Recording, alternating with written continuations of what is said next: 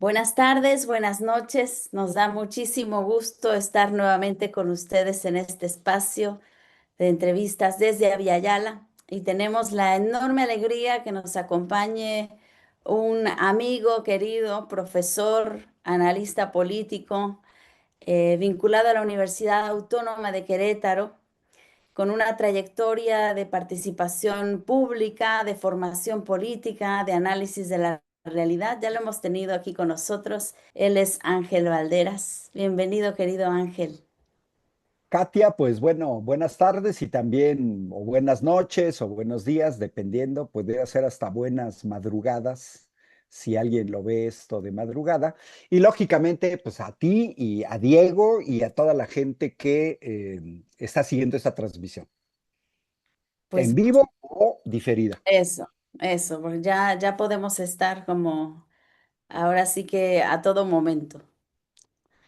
Y mira, querido Ángel, te hemos querido invitar en un momento, pues, muy fuerte que yo siento que estamos viviendo como humanidad, pero también en América Latina. Llegamos con un tablero geopolítico muy tenso. Estados Unidos, pues, ha vuelto a hablar de esta preeminencia en el hemisferio occidental. Y bueno, se habla de una doctrina Monroe 2.0 y mientras México también enfrenta simultáneamente muchas presiones en cuanto al comercio, la migración, la seguridad, el crimen organizado, la soberanía energética y también una presión con respecto a su relación a China. Hay el tema de la revisión del TEMEC en 2026, que se coloca a México en el centro de una disputa no solo como vecino fronterizo, sino como una pieza estratégica en estas cadenas productivas de Norteamérica.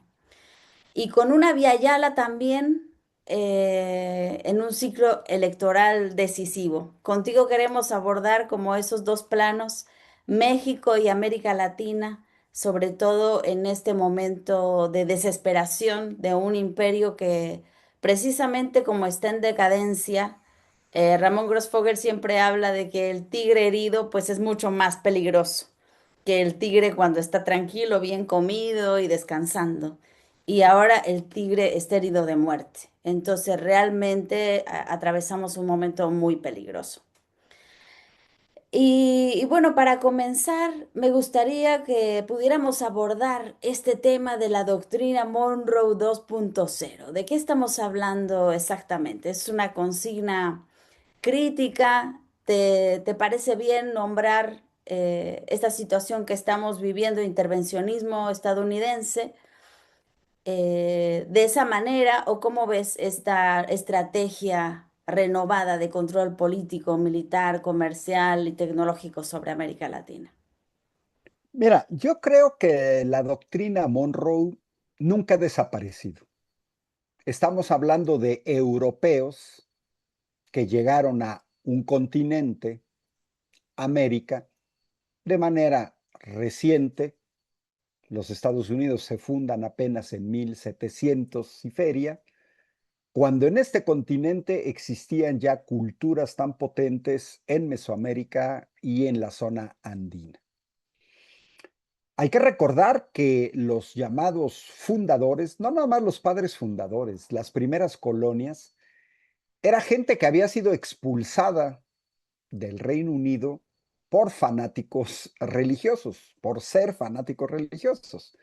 Y hay que recordar que estamos hablando de los descendientes de esos colonos que llegaron a exterminar a las poblaciones originarias de Norteamérica.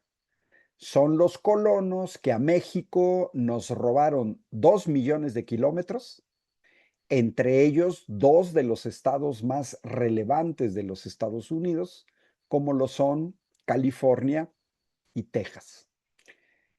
Los gringos no han dejado nunca de ser expansionistas. Más bien hay ciclos en los que intervienen más, intervienen menos. Los agarramos descuidados en 1938 para la nacionalización del petróleo en México. Hay que recordar que un año después estallaba la Segunda Guerra Mundial y los Estados Unidos se estaban preparando para entrar en esa Segunda Guerra Mundial en el momento adecuado, que sería ver quién iba ganando y venderles armas, colaborar con ambos bandos, porque ese ha sido su gran negocio. Hay que recordar que los gringos son muy chistosos en su lenguaje cuando dicen América para los americanos, porque cuando dicen América no se refieren a su país, que así le llaman, no, se refieren a todo el continente, incluyo Canadá, porque ahora recientemente hemos visto una cosa curiosa, la intervención pesada de los Estados Unidos también en Canadá, las amenazas a Canadá, las acusaciones a Canadá de que por sus fronteras llegan drogas a los Estados Unidos y la intervención directa de Donald Trump en el proceso electoral canadiense. Es decir, ahora como que extendieron también hacia el norte. Pero esa mentalidad no ha desaparecido nunca. Es parte de la historia de los Estados Unidos considerar América Latina como su patio trasero. Si solo que es un inmenso patio trasero, o sea, incluir a la Patagonia, el sur de Chile, Brasil, o sea, ¿qué patio trasero es ese? No es ningún patio trasero. Pero ahora llegan los MAGA, Make America Great Again. Es la derecha, son los sionistas cristianos, es narco rubio, con familiares del narco, los cubanos que salieron después de la Revolución Cubana, aunque la familia de Narco Rubio no salió, salieron antes de la Antes. Revolución. Entonces, es siempre esta mentalidad que además no hay diferencia si en Estados Unidos gobierna el Partido Demócrata o el Partido Republicano. En los años 70, 80 del siglo pasado, su manera de controlar América Latina era con golpes de Estado contra gobiernos progresistas cuando tomaban medidas que ellos consideraban que lastimaban a sus intereses. Chile, 70-73, Salvador Allende, la nacionalización del cobre. Elon Musk, el hombre más rico del mundo, sudafricano, que después se fue a Estados Unidos, y que con respecto a Bolivia, cuando se discutía del litio, dijo que tenían el derecho, imagínense, el derecho de dar un golpe de Estado donde se les diera la gana para apropiarse de las riquezas. Y cuando dicen americanos, no se refieren a todos los habitantes del continente, no se refieren a ellos, en vez de decir estadounidenses.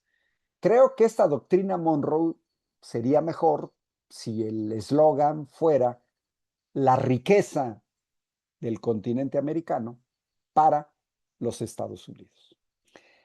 Ahora, ¿qué ha cambiado? Año 2000 para acá.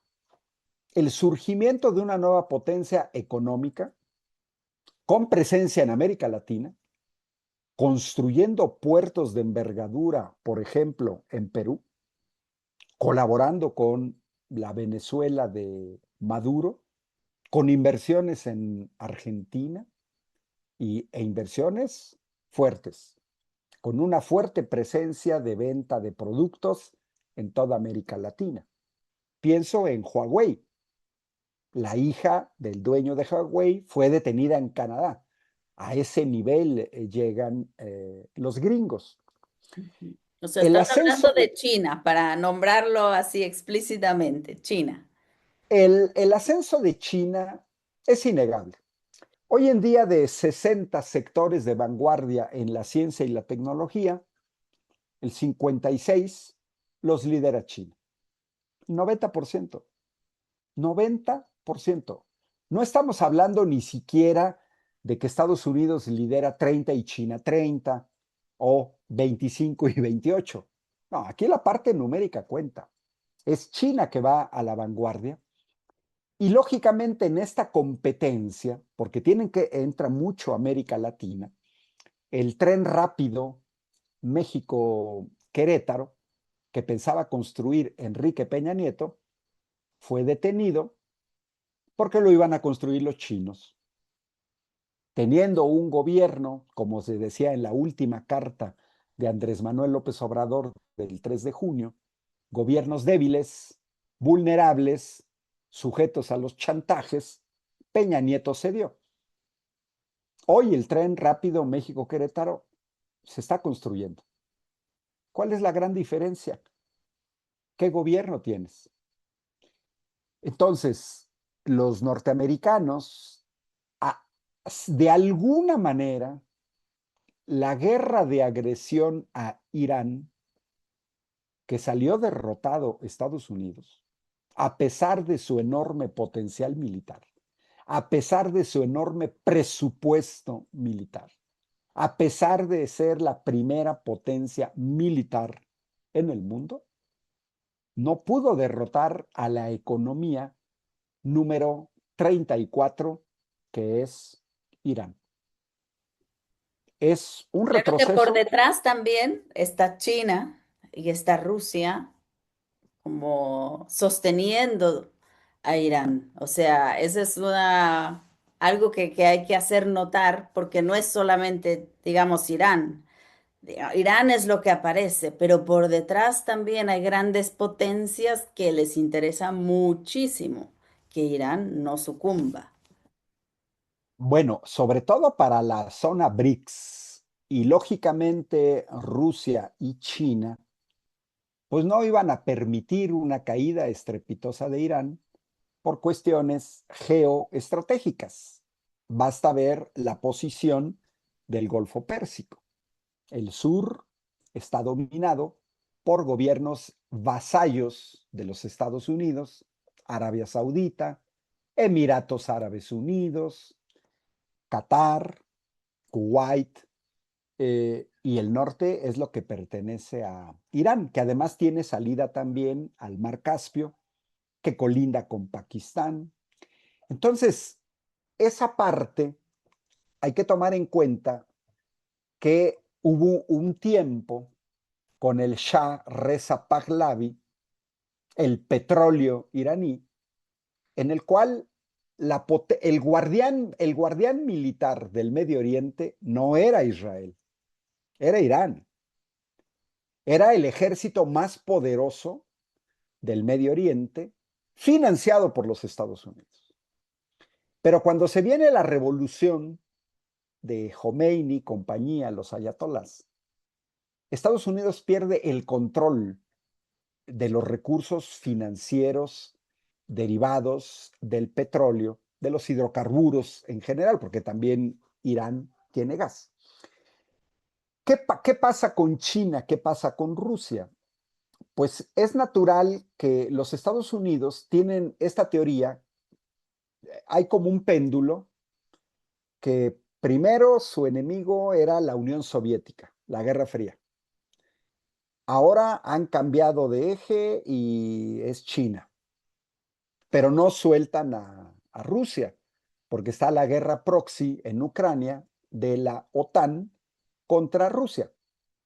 Regresando a Irán, les pagaron con la misma moneda todo el apoyo tecnológico, satelital, determinar posición de objetivos que hace la OTAN para los ucranianos, ahora chinos y rusos se las aplicaron a los gringos.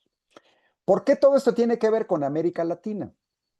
Porque China, a diferencia de los Estados Unidos, no es un país que intente dominar a la mala, que trate de saquear las riquezas de un país, sino que ha seguido una estrategia de colaboración económica. Ganas tú, gano yo. Con los gringos no es así, ¿eh?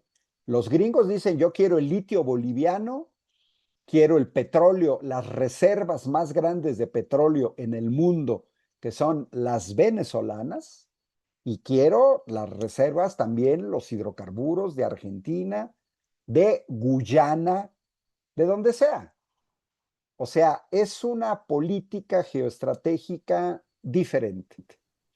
¿Por qué es Colonial, más? nada más así como para apuntar, lo que es colonial en todo, o sea, porque además no solamente que hay una intervención y un saqueo de los recursos, sino que también hay una política de imposición de todas las estructuras. Es decir, me interesa como imperio saber qué piensas, cómo vistes, cómo gobiernas, o sea, hay un manejo y una administración que se pretende total. Y en cambio en China no les interesa ni cómo gobiernes, ni cómo pienses, ni cómo te vistas. Eso lo decides tú, pero hagamos un trato que convenga a las dos partes, ¿no? Sería la... Exacto. Mira, a final de cuentas, los Estados Unidos son uno de los países menos democráticos del mundo. Tienen dos partidos que son muy semejantes entre sí. Tanto el Partido Republicano como el Partido Demócrata han desatado guerras. En 270 años de existencia, 250 han estado en guerra. O sea, es un país que solo ha conocido 20 años de paz en 270 años. O de cese al fuego, yo diría, más que de paz. Pues sí. Y además con una guerra interna, ¿eh? Por una cantidad de muertos en Estados Unidos por las armas que circulan libremente. Y ellos quisieron imponer este modelo bipartidista. Recordemos en Venezuela, había nada más dos partidos. En Uruguay, los blancos y los rojos. Y lo intentaron de imponer en México. PRI, PAN. De tal manera que si subía el panista Vicente Fox, ejercía la misma política entreguista del priista Ernesto Zedillo. Cuando sale el panista Felipe Calderón, bueno, pues entraba el priista Enrique Peña Nieto. Una diferencia de matices, pero no de política interna. En México, por ejemplo, el surgimiento del PRD mete una cuña en donde introduce un elemento fuerte de pluralidad a algo más parecido a Europa. Porque en Europa no hay ningún país donde nada más haya dos partidos. Además, vemos como en Colombia, en sus elecciones presidenciales, en Francia, en elecciones presidenciales, hasta 13 candidatos.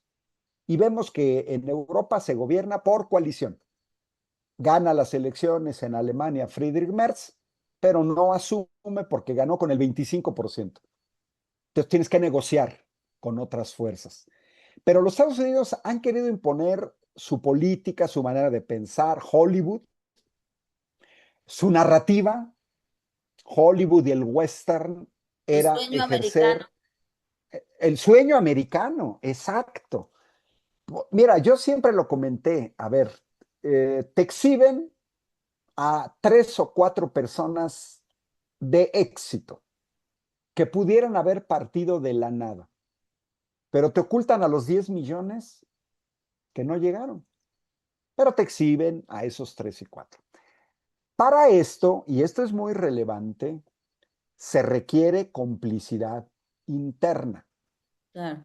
Se requieren los Orlando Hernández en Honduras, los Javier Milei en Argentina, los Daniel Noboa en Ecuador, porque requieres una quinta columna que te permita aquella carta famosa de 1917 de Robert Lansing, describe plenamente la doctrina Monroe.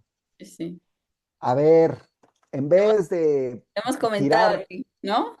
sí, en vez de tirar gobiernos con armas, vamos a darles becas, nos los vamos a traer a Estados Unidos, los vamos a educar en el Ujú, modo de pensar norteamericano.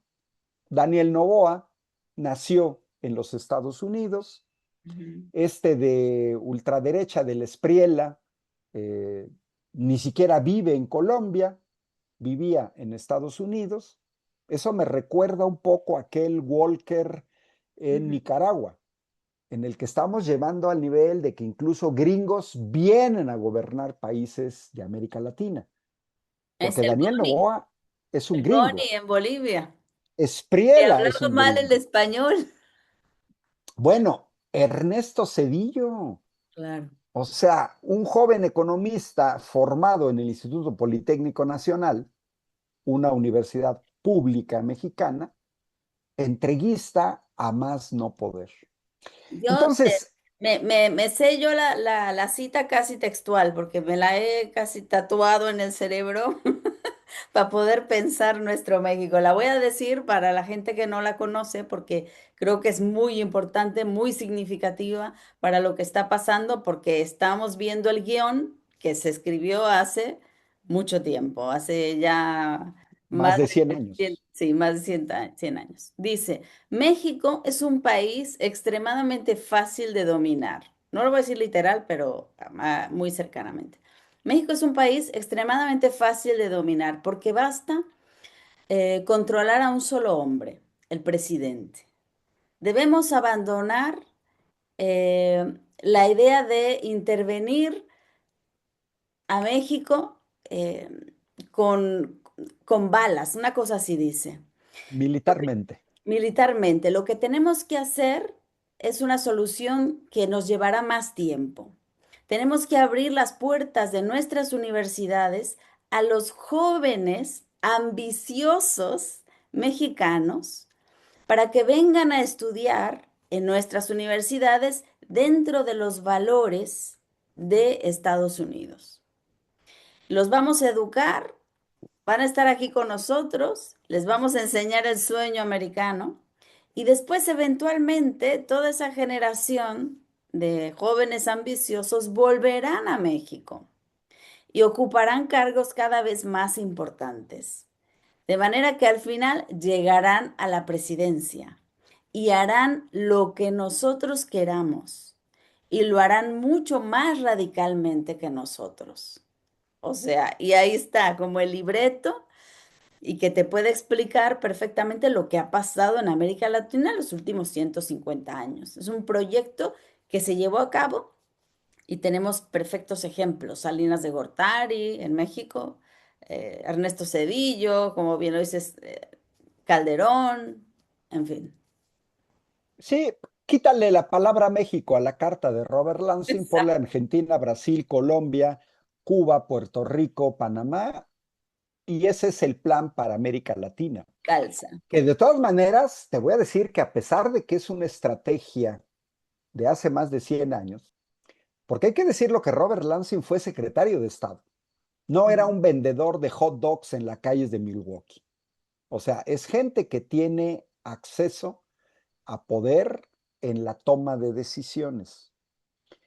Y cuando ellos establecen este tipo de estrategia, pues es evidente que también les ha fallado, porque de otra manera no habríamos visto en América Latina gobiernos progresistas. Pero es un dato de hecho que hoy Bolivia, ahorita en junio de 2026, nos muestra. Y Argentina igual, y pasa con Cast en Chile. Sí, Eso, y mira, pasa lo mismo en Europa cuando las derechas regresan al poder. Regresan más vengativas claro. y regresan a tratar de deshacer todo lo que los gobiernos progresistas avanzaron. Por Con ejemplo, Pinochet, tanto trabajo. Pinochet paró la nacionalización del cobre. Y en México recordarás, en 2013, la reforma energética del PRIAN modifica el artículo 27 constitucional para permitir el ingreso de grandes transnacionales extranjeras en nuestro sector energético. Es siempre esta batalla de cómo los gringos tratan de controlar a nuestros países, a nuestras economías, lo que comemos. Nuestros pueblos, México, México llegó a ser, hasta antes de la llegada de la 4T, un país, el primero o el segundo en el mundo en tasa de obesidad, porque te llega toda la comida industrializada, chatarra que tienen los gringos. Siempre tienen ellos este modelo, la educación pública. En Estados Unidos, tú puedes terminar endeudada con $100,000 por estudiar solo 4 años de universidad. sí. A diferencia de América Latina, donde gente de escasos recursos económicos puede acceder a estudios universitarios y terminar una licenciatura. Ellos han querido imponer en toda América Latina el negocio de la salud privada, el modelo de ellos, donde el que tiene dinero se puede atender y el que no, como decimos en México, se lo cargó el payaso. Ahora, en 2026, ante esta parte de retroceso, parte de esta pérdida de poder, y Grossfogel tiene razón, se vuelve más peligroso para América Latina porque entonces el imperio regresa a tratar de imponer a sus cachorros, sus cachorritos del imperio. Ujú, Y eso es, por ejemplo, lo que acaba de ser Donald Trump con gente como Bukele o como Javier Milei. Que no sé si lo van a entender el chiste, pero Javier Milei está compitiendo con Ricardo Salinas Pliego, ligado a Atlas Network, dueño de Televisión Azteca en México, por ver quién es la perrita de Trump, ¿no? Pero, pues así es, ¿no? O sea, compiten entre ellos a ver quién es más vasallo, quién es ujú, más lacayuno. sí, Pero todo esto viene a colación por lo que está sucediendo en Bolivia, porque se tratan de revertir medidas de bienestar y Estados Unidos interviene ante las protestas en Bolivia, diciendo que no va a permitir la caída de Rodrigo Paz. Lo vemos en Perú cuando llega Pedro Castillo, su defenestración, y ahí intervienen también los fraudes electorales. En mayo de 2025, yo estuve ante una comisión de observadores de la ONU, fue una sesión a distancia, en donde yo exhibí datos numéricos que demostraban que en Ecuador hubo fraude. wow. Posteriormente, el año pasado estuve en Washington presentando los mismos datos ante la OEA. Daniel Noboa se religió con fraude sobre Luisa González. Daniel Noboa no ganó las elecciones. Y tampoco Nasri Asfurra en Honduras.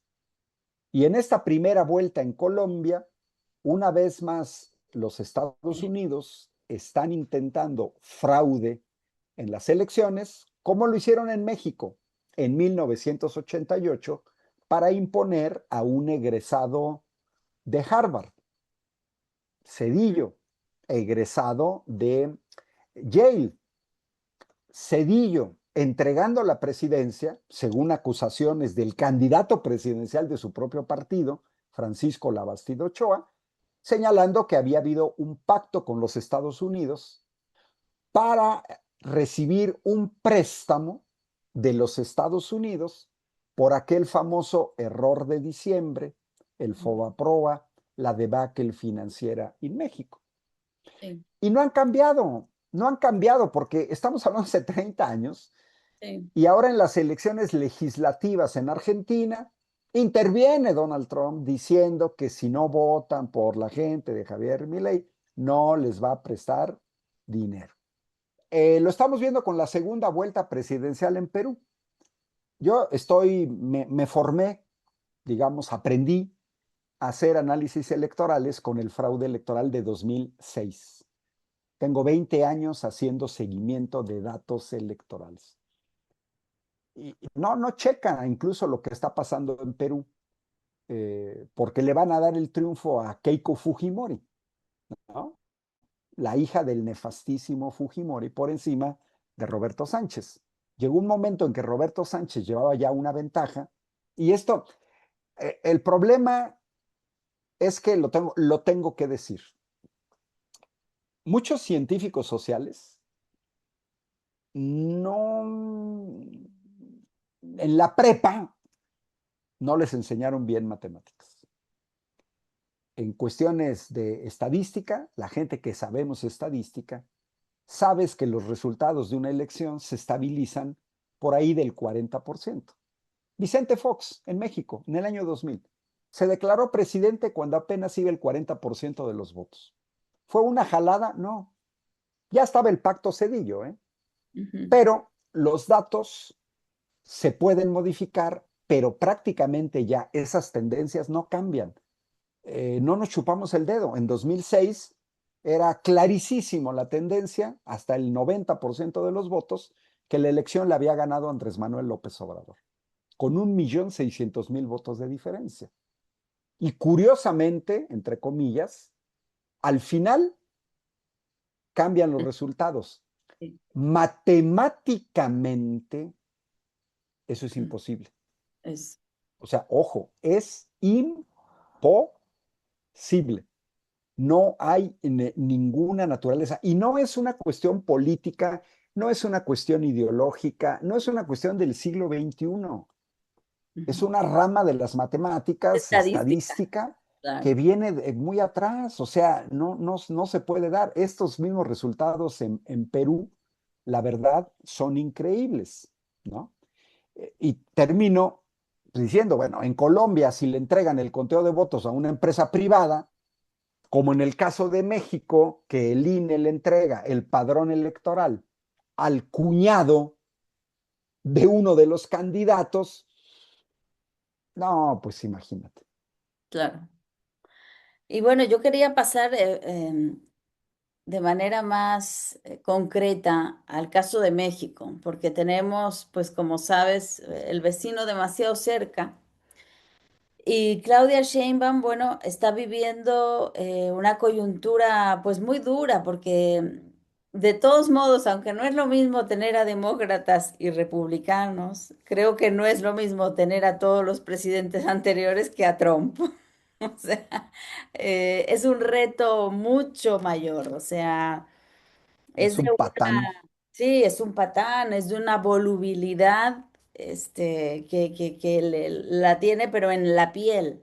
Entonces, no tiene ningún freno, ningún filtro, ¿no? Él simplemente habla, o sea, llega a una reunión al G7 y dice, llegó el jefe, ¿no? O sea, y se aguantan, o sea, es así, se ríe, pero, o sea, eh, es de una desfachatez completa. Entonces, realmente el reto de Claudia Sheinbaum ha sido cómo mantener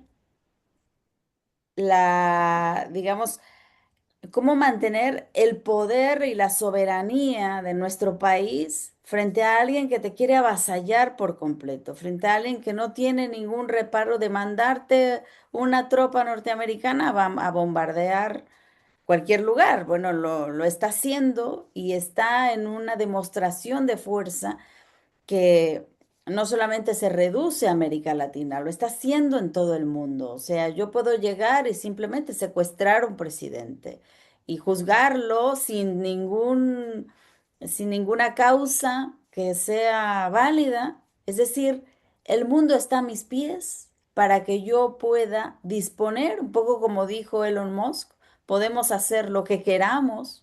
¿Por qué? Porque podemos hacerlo. Punto. O sea, no tengo más que argumentar. Entonces, Claudia Sheinbaum ha pujado mucho para no perder como el control, o sea, para no salirse de todas maneras y no dejarle ningún margen a Trump para que pueda golpear la mesa y tirarlo todo, ¿no? Entonces, ella se sigue manteniendo como un gobierno que está comprometido con un pueblo, que tiene un programa político, que tiene políticas además públicas que rompen por completo con el resto del continente. O sea, está realmente como llevándolo al límite de lo soportable para el imperio. Y sin embargo, ha habido como ahí una relación que aunque tensa, siempre se ha mantenido. O sea, ¿cómo ves tú esta relación? O sea, ¿cuánto se puede ceder sin empezar a hablar de perder soberanía, ¿no? ¿Cuánto podemos cooperar con Washington sin llegar a la subordinación? ¿Dónde está la línea ¿no? Entre cooperación necesaria y subordinación imperial. Es el proyecto de la 4T. A los gringos no les gustó la llegada de la izquierda al poder en 2018. Además, en 2018 y en 2024, con resultados contundentes. Andrés Manuel López Obrador le ganó al candidato de la derecha, Ricardo Anaya, con 19 millones de votos de diferencia. Obtuvo el 53%. Hace rato hablaba de Friedrich Merz en Alemania, que llegó con el 25% y que por cierto a Donald Trump le dice papi, de un vasallaje tremendo de la otrora superpotencia de Europa, Alemania, papi, o sea, Merz, diciéndole papi, que porque ese es el nivel. Y Claudia Sheinbaum le ganó con 20 millones de votos a la candidata de la derecha ya unida, porque ojo, Andrés Manuel compitió contra PAN y PRI por separado. Esos 6 años, esta oposición en México pulverizada, de derecha, porque hoy el PRI es de derecha, hace que en un intento desesperado en 2024 se unan. ¿Qué podría pasar en 2030? Pues que se une el otro partido que queda de oposición, que es MC, pero en este momento no les da. Andrés Manuel también tuvo que lidiar Ujú. con demócratas y con el mismo Donald Trump. Pero también hay que tomar en cuenta que Donald Trump cambió. Justamente la carta que escribe Andrés Manuel, que hace pública Andrés Manuel López Obrador, dando un apoyo incondicional a la presidenta, es porque está en juego la soberanía del país. Claro. La intervención de agentes de la CIA, permitida por la gobernadora panista de derecha de Chihuahua. ¿Quién arma a los cárteles de la droga en México? Los Estados Unidos. El 75% de las armas decomisadas en México a los cárteles vienen de Estados Unidos. Son armas de guerra, no son armas civiles, algunas de ellas incluso producidas en el Pentágono. Que no nos vengan con cuentos que no saben rastrear sus armas. Estupideces como la operación Rápido y Furioso, ponerle chip a las armas, disque para rastrearlas y entonces mandarlas de Estados Unidos hacia abajo. Porque es el pretexto que se está usando contra México. La novedad reciente es que es el mismo pretexto contra Canadá, ¿eh? Pero ¿cuál es la particularidad de Canadá y México? Pues que nosotros sí tenemos frontera con Estados Unidos. Estados Unidos, la única frontera que tiene es con nosotros y con los canadienses.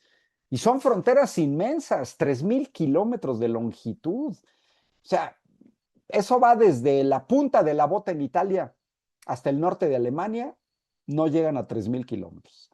O sea, nosotros tenemos una frontera muy grande con, además, el sur de los Estados Unidos, que perteneció a México, con millones, 40 millones de mexicanos en los Estados Unidos. Como dijo una vez la presidenta, cabeza fría, la presidenta no se ha engarzado cada vez que alguien declara. Puede ser el borracho de alcohólico de Pete Hegseth, secretario de guerra, puede ser Narco Rubio, puede ser Donald Trump en la madrugada mandando tweets. Hoy mismo, hoy 18 de junio, le preguntaron a la presidenta de estas nuevas declaraciones. Ya antes ella había dicho, no puedo estar contestando a cada declaración. ¿Por qué es difícil? Pues porque no nos podemos mover ni nosotros ni ellos, porque los tenemos cerca, porque ya Guatemala o Belice les queda más lejos a los gringos y no tienen el pretexto del trasiego de drogas. Lo vimos la operación que prepararon ante el secuestro de Nicolás Maduro, cómo comenzaron a bombardear lanchas sin, es como ajustícialos en caliente, sin investigar. Ujú. El detener a Nicolás Maduro. Y que Estados siguen Unidos no ten, bombardeando, ¿sabes? Siguen bombardeando ¿sí? lanchas. Siguen bombardeando. Y ellos se asumen como que tienen jurisdicción en América Latina como para hacer eso. Entonces, la posición de la doctora Claudia Sheinbaum es complicada, coincido, más complicada que la relación con Andrés Manuel, porque también llegó un Trump muy, vengativo. Pero la doctora Claudia Sheinbaum tiene un amplio respaldo popular. 70% de la población mexicana la apoyamos. Es, 70%. Donald Trump es un tipo cuya aprobación ya es inferior al 40%. claro. Vamos a ver en las elecciones de noviembre, porque también hay que señalarlo, que cada vez que hay elecciones en Estados Unidos, agarran a México de piñata. El pretexto del narcotráfico no se sostiene. Si hay un narcoestado, son los Estados Unidos, donde se lava el dinero Cuello de la blanco, droga. pero ellos son de cuello blanco. Ellos son de cuello blanco, pero ahí es donde se lava el dinero, son donde se mandan las armas a los cárteles. Son de Wall Street. Nadie, nadie puede creer que no hay cárteles norteamericanos, pero de esos no se habla. ¿Quién distribuye la droga al interior de los Estados Unidos? Que no nos vengan con cuentos que mexicanos que no hablan inglés tengan la capacidad de distribuir drogas en Minnesota, en Milwaukee, en Ohio. Eso no tiene ni pies ni De cabeza. manejar el dinero, De de manejar las el dinero ventas en en Wall Street.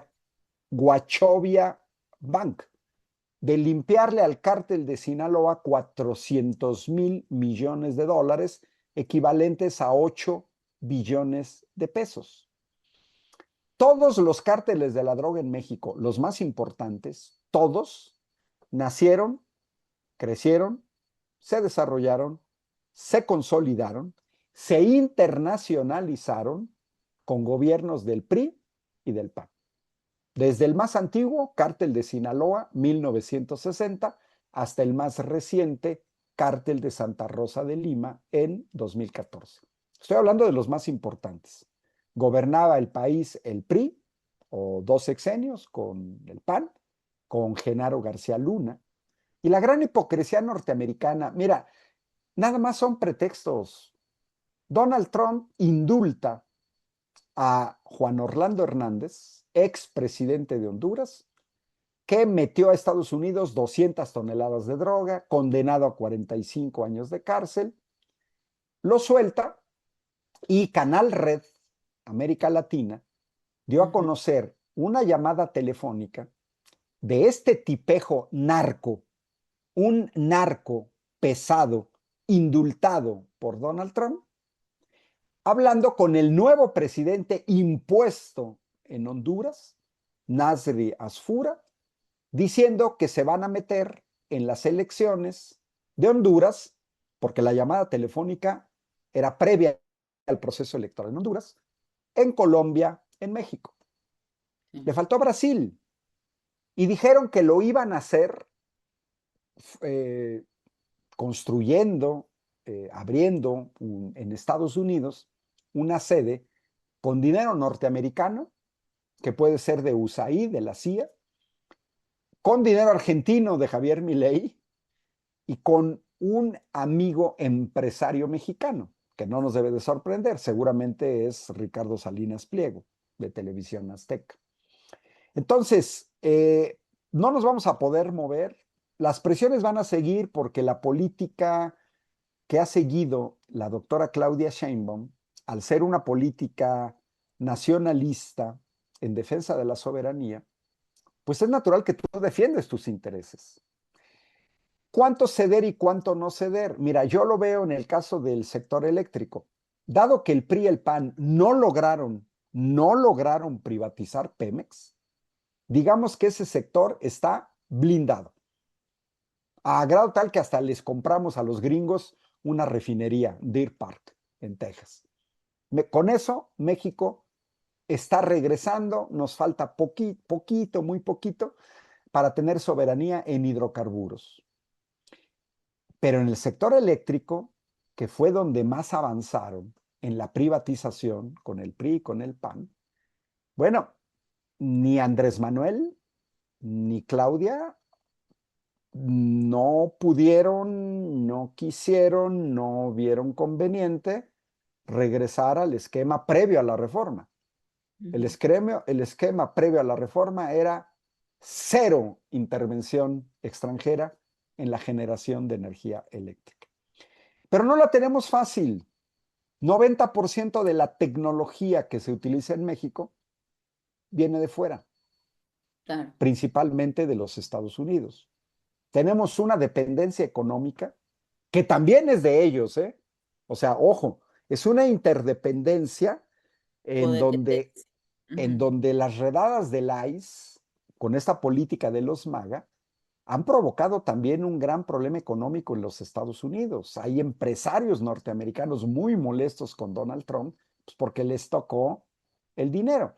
Todos los que viven de pagarle menos a los indocumentados. Repito, son 40 millones de mexicanos en un país de 350 millones de habitantes.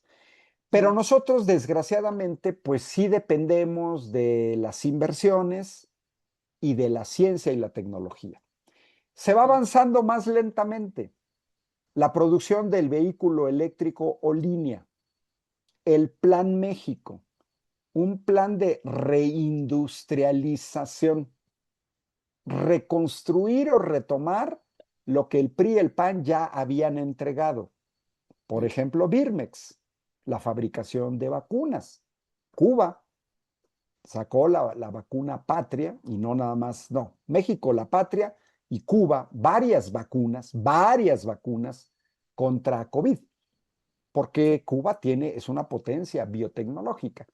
En México desmantelaron, porque desgraciadamente no es el único problema de tratar con el patán de Trump. Tienes que recuperar tu sector educativo, tienes que recuperar tu sector salud, tienes que recuperar tu sector de infraestructura, tienes que apostarle a un desarrollo propio. Estados Unidos nunca, por ejemplo, nunca le apostó al ferrocarril. La 4T le está apostando a retomar los ferrocarriles, el transporte masivo de personas más eficiente, más barato, más económico en todos los sentidos, más ecológico, con menos accidentes, es el ferroviario, sí. que es el modelo europeo y el modelo asiático. Pero que los gringos, con esta manía de sus carreteras, sus coches grandes de 8 cilindros, su consumo exagerado de hidrocarburos, pues impusieron en la época del PRIAN que México no desarrollara sus ferrocarriles. Cedillo, en los años 90, finales de los 90, pues vende los ferrocarriles a empresas norteamericanas, Kansas City Southern, por ejemplo. Tenemos a las mineras canadienses que se han apropiado, les dieron licencias los del PRIAN, y eso siempre te genera problemas de litigios de no fácil solución Ujú. y que te pueden costar muchísimo. Entonces, creo que la doctora Claudia Sheinbaum va avanzando, creo que la 4T va avanzando, pero que tenemos siempre la espada de Damocles de estos gringos permanentemente queriendo que todo, que les des concesiones, que les des el litio, que les des el petróleo. Regresando a China, ¿qué hicieron con Venezuela? Pues en realidad lo que pasó en Venezuela era que Venezuela no tuviera comercio con China. Ujú. Entonces, es esa presión. ¿Por qué? Porque China, lo quieran los gringos o no, ha avanzado económicamente en América Latina, tienen dinero, te lo prestan, no de manera leonina, colaboran contigo en grandes obras de infraestructura, ¿no? Es un papel asimétrico. Sí. Cuando tienes una relación asimétrica, es una tontería, es un suicidio quererte poner al tú por tú cuando tu tamaño no te da. México, ni Canadá, ni México, ningún país de América Latina tiene el tamaño para ponerse al tú por tú con los gringos. Como bien dijiste, ya lo vimos ahora en Irán. Pueden ir a bombardearte en cualquier momento, ¿no? Así Lo es. curioso es que los gringos, con toda la tecnología que tienen, no pueden vigilar su frontera de rastrear la droga que supuestamente entra, ¿no? Pero que es negocio Eh, de ellos, por eso es que no miran para otro lado. Al mero momento oye, miran para otro lado. Mira, te irán quería- contras, Katia, irán contras. claro, El financiamiento de la contra nicaragüense con dinero proveniente de la droga. claro, O ¿no? sea, Es una economía de la droga también. es correcto.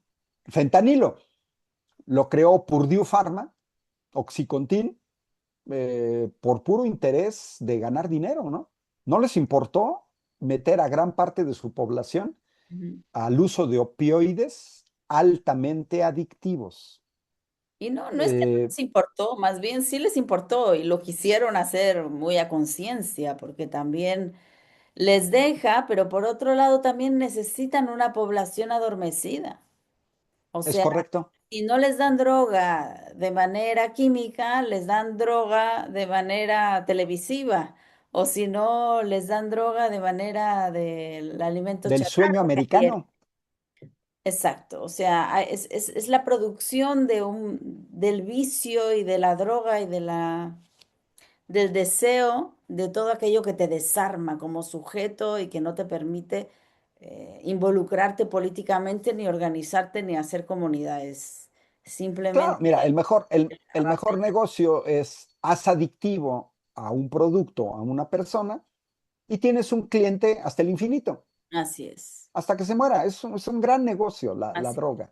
Y recordarás que en los años 70 del siglo pasado, gran parte de la distribución de la droga, cuando comienza a distribuirse de manera masiva en los Estados Unidos, es en barrios afroamericanos y es contra estudiantes que protestaban por la guerra de Vietnam. Así es, claro. Ahí está Woodstock, ¿no? Exacto. El épico concierto de Woodstock. Yo quiero recomendar un,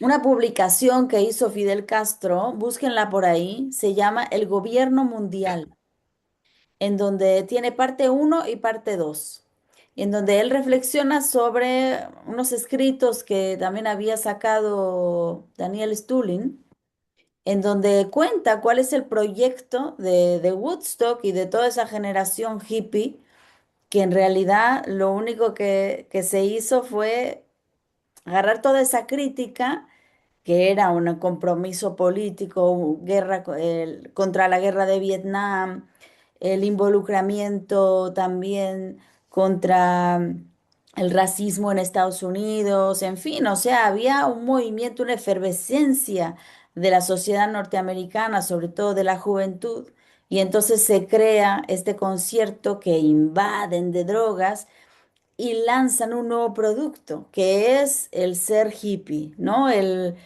El ser alternativo, pero entonces es ya una juventud sumamente domesticada, que se siente muy alternativa, pero que en realidad se ha quedado totalmente adormecida. Ya con eso se quitaron del panorama y de las marchas en las calles y los metieron a todos en un concierto, les dieron rock and roll hasta morir y bueno, los mataron de drogas. Ahí está. Así es. Y aceptas la precariedad. Y después los hippies tuvieron hijos que fueron yuppies y volvió, y volvió Sí, nuevamente el capital a hacerse cargo de todo y de esa juventud. Mira, yo quería claro. como tocarte también otro tema que me parece súper importante, porque es parte del nuevo reacomodo que tú también estás tratando de ubicar, que es un reacomodo mundial en donde Israel tiene un papel también para América Latina que no podemos dejar de señalar. Sobre todo porque en esta, ¿sabes? En este juego que se ha dado entre Estados Unidos e Israel y que siempre yo escucho, ¿no? Las discusiones, ¿qué fue primero, ¿no? El huevo o la gallina, ¿quién manda a quién? Si Trump le manda a Netanyahu o Netanyahu le manda a Trump. Si el lobby, ¿no? Israelí es el que gobierna Estados Unidos o si Estados Unidos puso ahí su perro israelí en Medio Oriente para controlar esa zona. Entonces, hay este juego, pero hoy día, digamos, está muy claro que el que golpea la mesa y el que pone las reglas y el que se sale de los acuerdos y se salta todo es Israel. O sea, el que está comandando realmente es el lobby sionista. Eso ha quedado claro.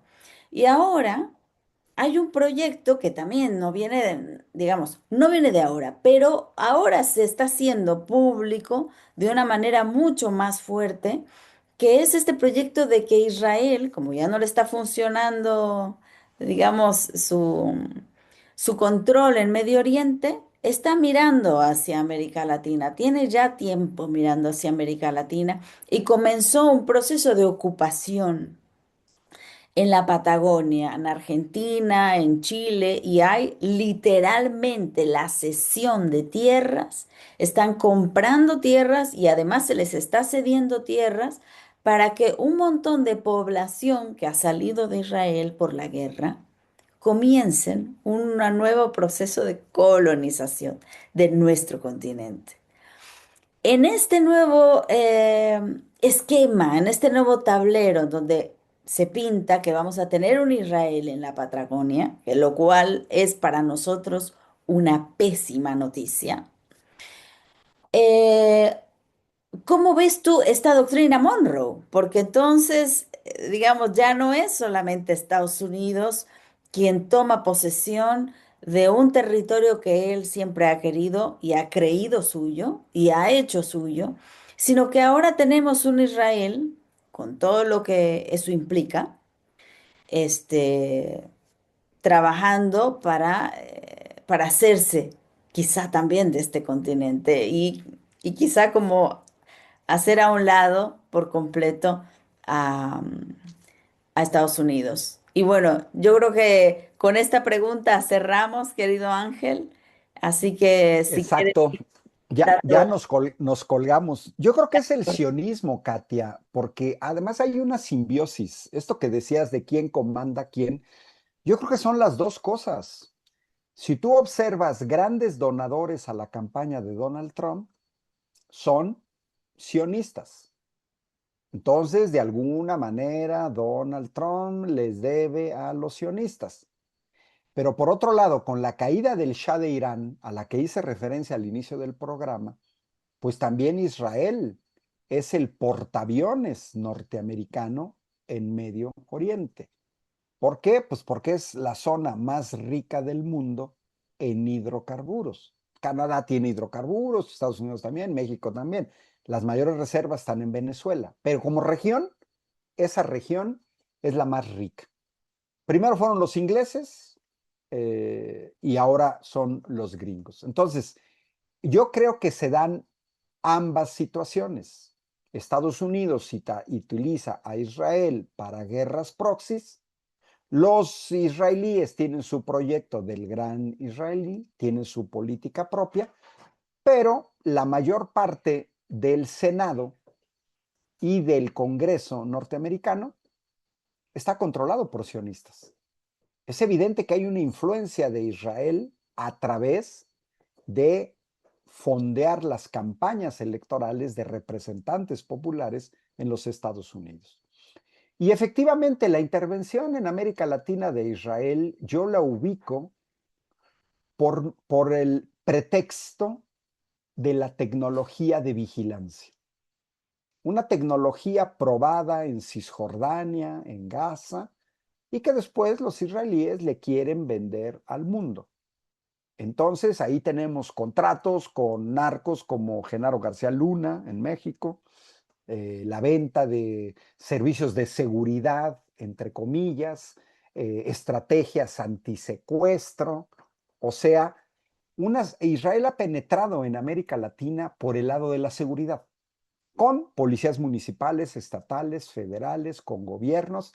Recordemos nada más, Katia, Pegasus, software de infiltración, software de espionaje, vendido por Israel a gobiernos latinoamericanos para espiar a la oposición e incluso a sus propios ciudadanos.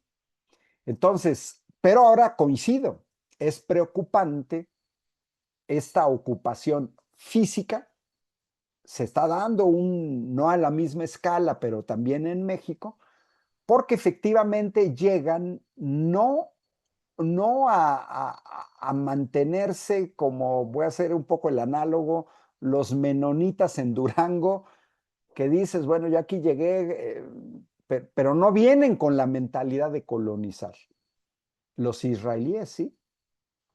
Y muchos de los que han salido de la guerra es porque se dieron cuenta que en Israel ya no están seguros.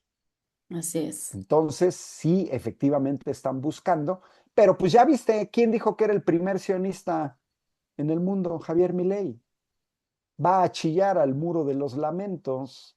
Regresamos a lo que te decía antes, ¿no? Se requieren cómplices dentro de un país para hacer eso. Preocupante, sí, por la mentalidad genocida que tienen los sionistas, porque tienen una mentalidad genocida. Sus gobiernos.